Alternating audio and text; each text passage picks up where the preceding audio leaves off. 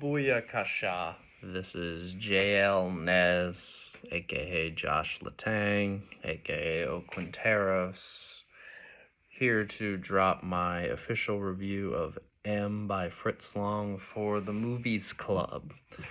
So, if you are trying to watch this video before Movies Club, September 28th, I would like you to pause this video now so that my review is not spoiled before the club. I'll give you this moment now.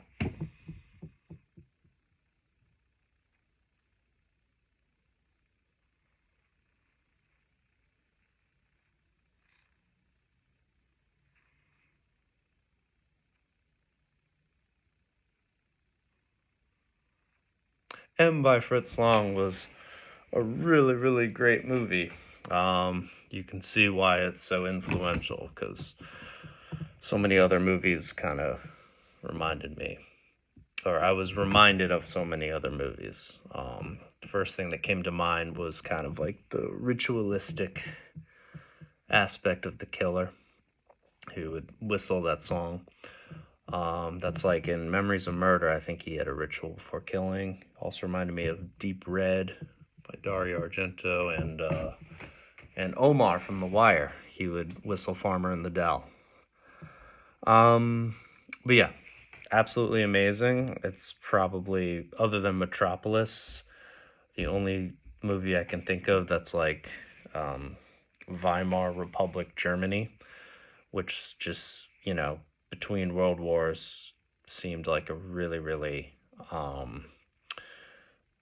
crazy place, filled with just subversive, insane activity.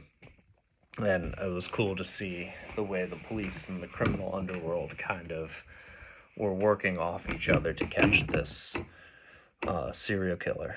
So, yeah, like I said, I was reminded of a lot of stuff. I thought of The Wire, actually, because kind of, like I said, that tension between police and the criminal underworld, like kind of how the institutions felt like characters, that reminded me a lot of The Wire. So I really found that very eye-opening. Let's see. Let's look at some of my notes.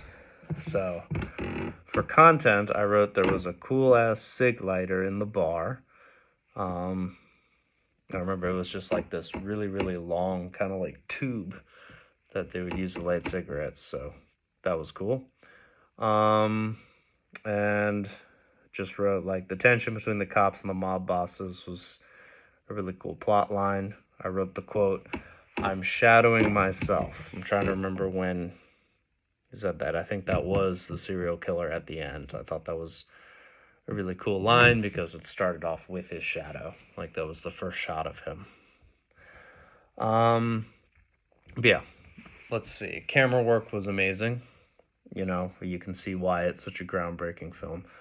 I was reading that I guess it's one of the first ones that was employed audio, and you can kind of hear that. Like there would be these really random moments where you can tell the EQ had changed in the middle of the same scene, which just showed like this, you could just hear how rudimentary the whole audio technology was. But it was cool. It gave it like a really cool ambiance. That's why I like watching these old movies, is the way sound is always very distinct.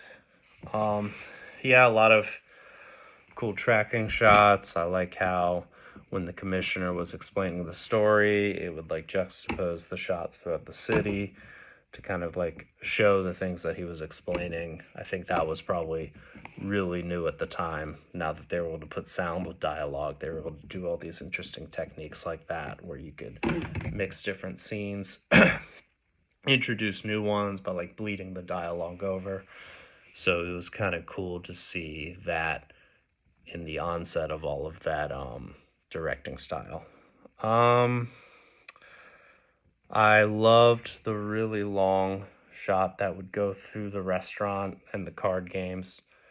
I think it was right in the middle of the movie, and it was just very slow, and you just went through the card games up to the bar and like up to the menu and everything.